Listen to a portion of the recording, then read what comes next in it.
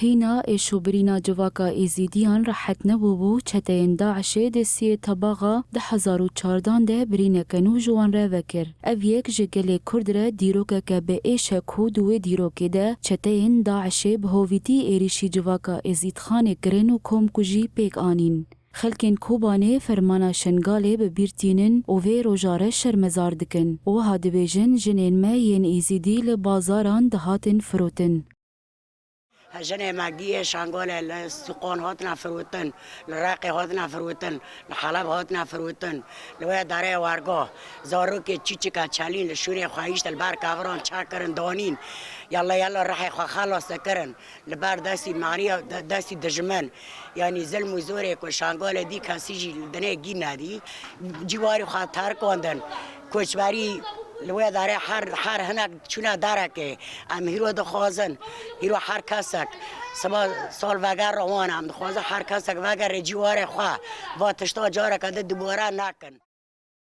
ده همان دمه ده خلکین کوبانه گوتن کو جیهان بگشتی بو شاهد فرمانا شنگاله تیویوه که جیل همبر و ظلم و زوریه بدنگ ما.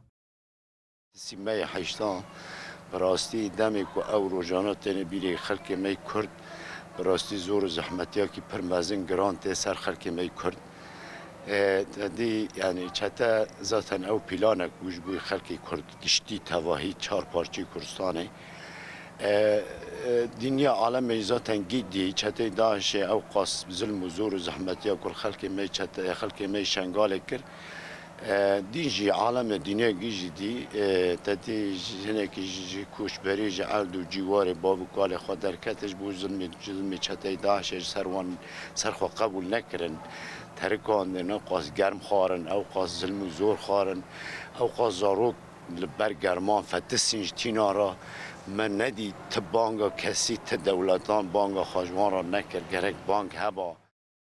اف نجارا یکمینه کو جواکا ایزیدی راستی فرمانه ته حتا نها جاره نویسا به هزاران جنین ایزیدی ندیاره. هری داوی حکومت بریتانیای فرمانا لدجی ایزیدیان وکه جنوسایده بناف کر.